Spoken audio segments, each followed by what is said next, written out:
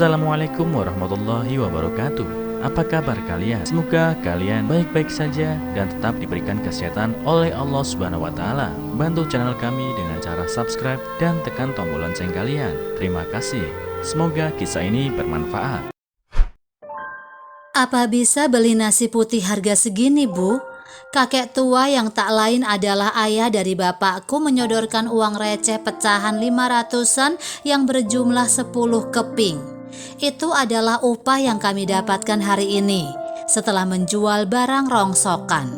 Uang receh itu begitu berharga buat hidup keluargaku.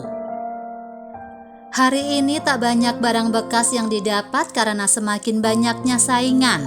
Belum lagi pengepul memberikan harga yang tak manusiawi sehingga nasib kami yang bergantung padanya semakin teruji.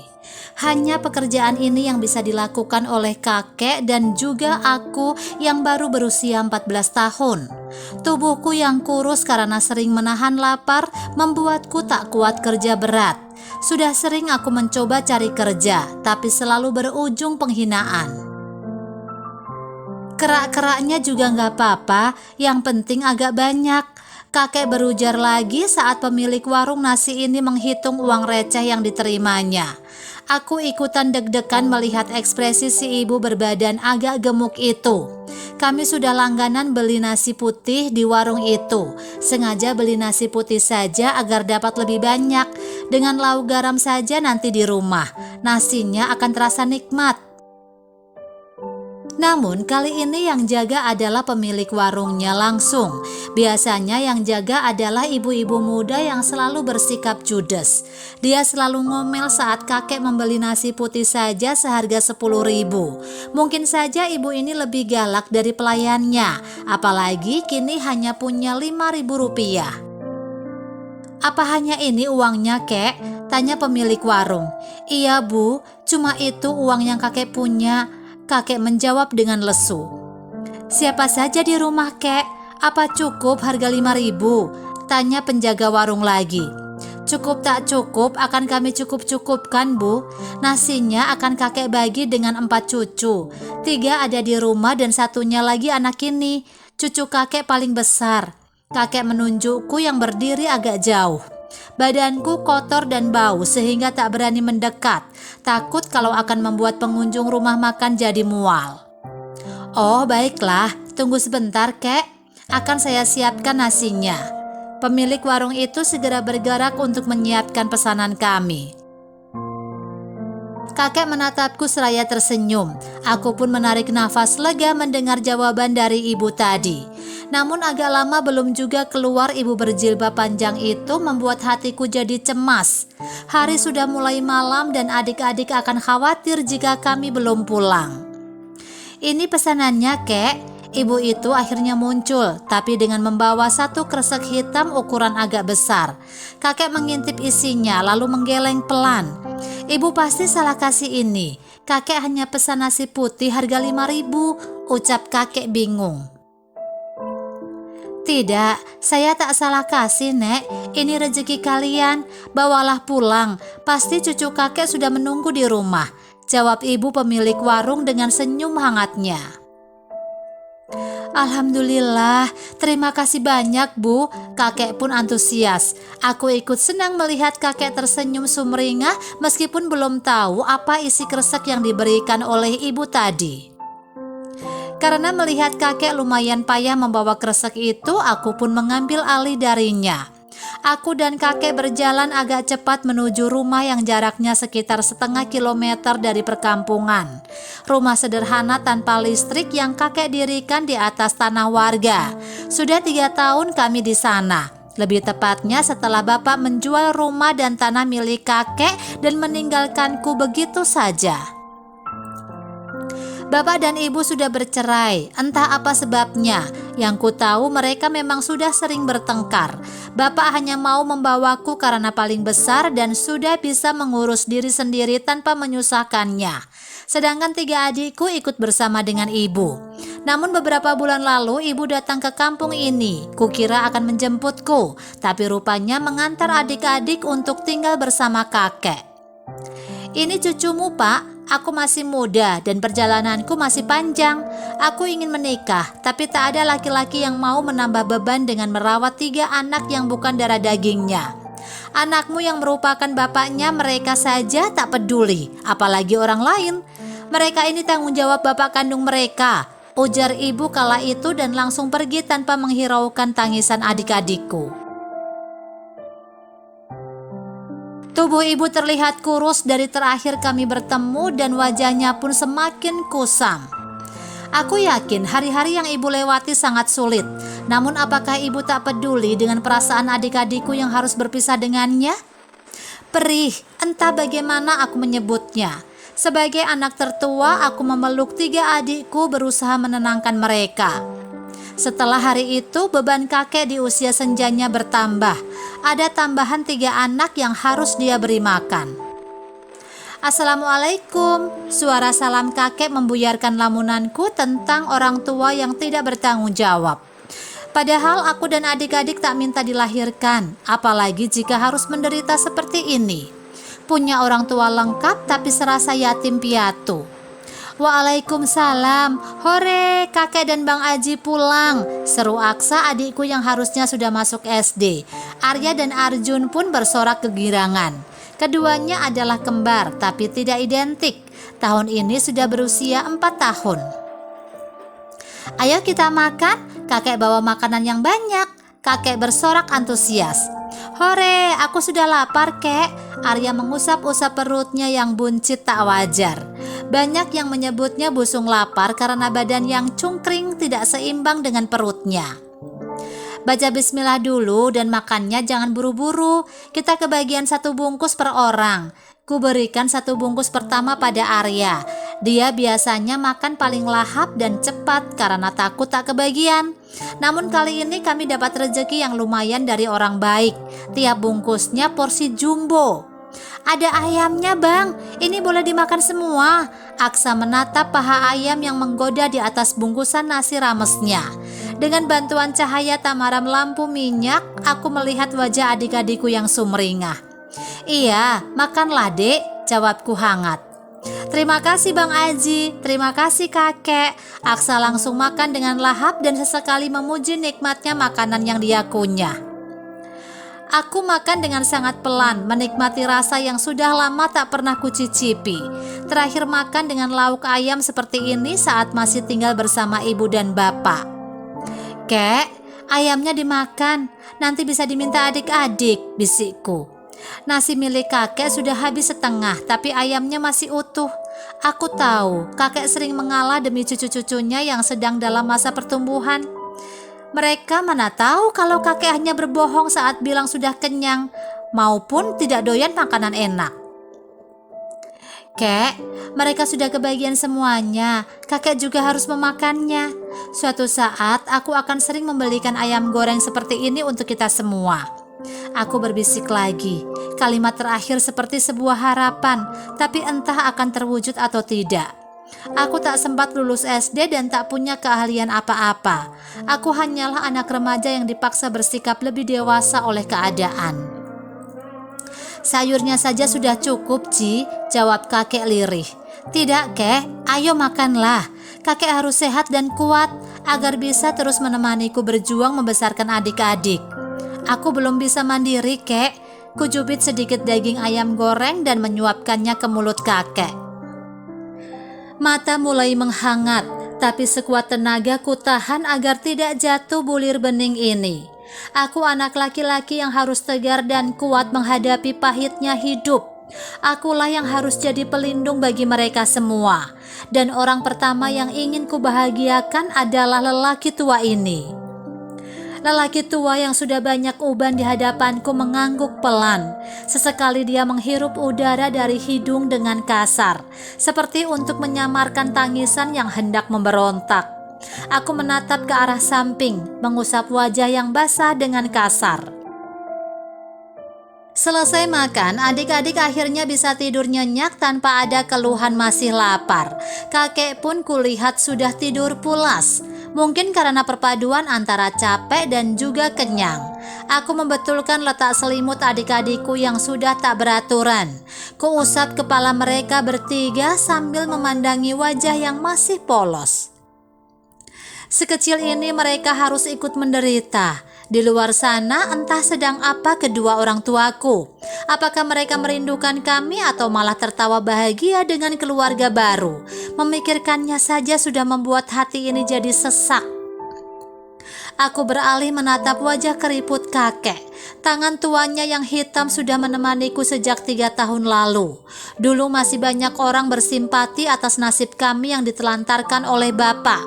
Namun perlahan mereka tak begitu peduli lagi. Lagi pula siapa juga yang mau berbelas kasih setiap hari pada kami, sementara bapak saja tak pernah peduli. Dari celah dinding kayu yang sengaja dibuat tidak rapat untuk menghemat bahan, kulihat cahaya bulan begitu terang. Saat pulang tadi, bulan ditutupi oleh awan sehingga cahayanya hanya samar-samar. Aku keluar dan duduk di salah satu batu besar yang berada di halaman rumah panggung ini. Purnama di atas sana begitu indah, kupandangi hingga lelah.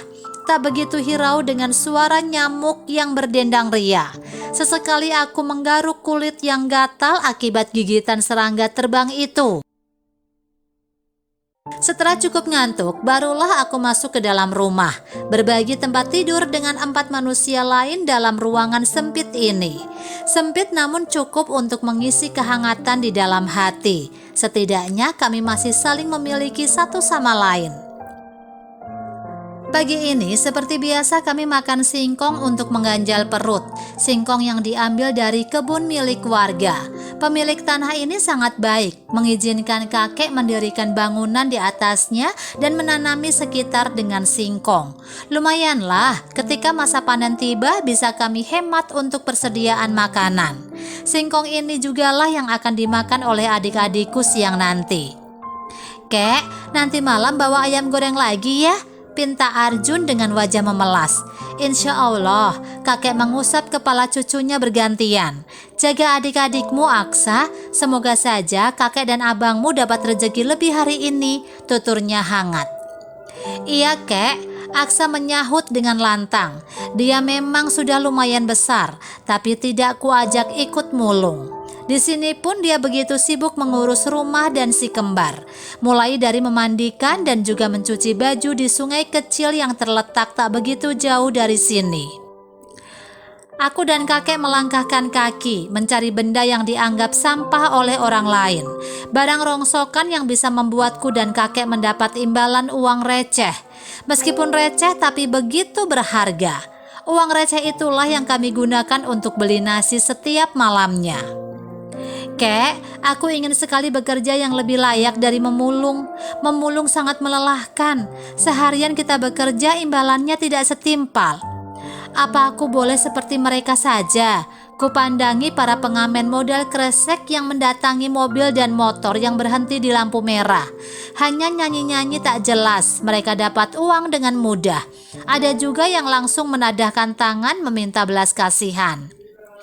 Sudah sering aku memperhatikannya. Terkadang saat berpapasan di tempat lain, mereka sedang menghitung uang kertas yang lumayan, lalu makan di kafe-kafe modern.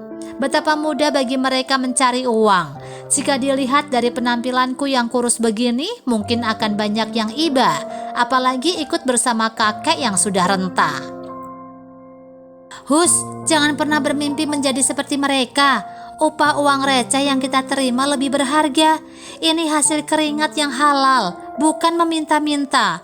Malu sama badan yang masih sehat, tegas kakek. Tapi jadi pemulung tak bisa membuat kita kaya, kek. Kita kekurangan makan setiap harinya. Sampai kapan seperti ini, kek? Aku mencoba mengutarakan isi hatiku. Kemudian kuhela nafas panjang. Teringat akan ucapanku tadi malam. Akan sering membelikan ayam goreng untuk kakek dan adik-adik. Mungkin inilah jawabannya. Menjadi pengemis adalah cara mudah agar cepat kaya. Kakek juga tidak tahu, tapi jangan pernah bermimpi jadi pengemis. Ayo kita lanjut lagi biar lebih cepat pulang, pungkas kakek. Aku menyeret langkah dengan gontai. Hari begitu panas dan membuat badan semakin lemas. Meski sudah terbiasa tidak makan siang, bau makanan yang terhirup oleh hidung selalu berhasil membuat perut semakin keroncongan. Sore harinya 2 karung kami sudah penuh. Aku juga dapat 1 sepeda anak-anak yang sudah rongsok. Aku tersenyum penuh harap, membayangkan upahnya pasti lumayan. Mungkin bisa membeli beras juga untuk dimasak esok hari. "Ini upah kalian," ucap juragan rongsok seraya menyodorkan beberapa lembar uang 2.000-an. Lagi-lagi uang receh yang diberikan oleh juragan rongsok itu. Dengan cepat aku menghitungnya dan hanya ada 5 lembar. "Kok hanya 10.000, Pak? Tambah sedikit lagi lah," pintaku memelas. "Sudah syukur ku kasih segitu, sana pergi. Kalau tidak terima jual saja ke tempat lain," ucap juragan itu dengan nada kesal. Aku mundur beberapa langkah. Aku tahu tidak ada pengepul barang bekas selain dia di daerah sini. Makanya dia bisa bersikap semena-mena seperti itu. Dulu pernah ada pengepul barang bekas keliling yang menawarkan harga lebih baik, tapi hanya beberapa hari tak terlihat lagi. Entah apa sebabnya. Makanya kalau ingin uang lebih jangan cepat pulang. Cari barang-barang rongsokan yang lebih banyak dari ini, bentak lelaki berkumis lebat itu. Aku mengangguk pelan lalu melebarkan langkah menuju tempat kaki menunggu. "Dapat bayaran berapa?" kakek langsung bertanya. "Hanya 10.000, kek. Dia memang tamak. Kita yang memperkaya dia. Tapi laki-laki itu bersikap seolah hanya pemulung yang butuh," jawabku lesu. Kakek mengusap bauku. "Kita bisa apa? Sekarang kita hanya bisa beli nasi lagi. Kakek tak bisa mengabulkan permintaan adik-adikmu yang ingin makan ayam goreng lagi," ucapnya tenang. "Bisa kok, kek. Kita ke warung yang kemarin saja. Ibu itu kan bilang agar kita ke situ lagi. Pasti akan diberikan nasi dan lauk seperti kemarin. Aku ingat betul kata-kata pemilik warung itu."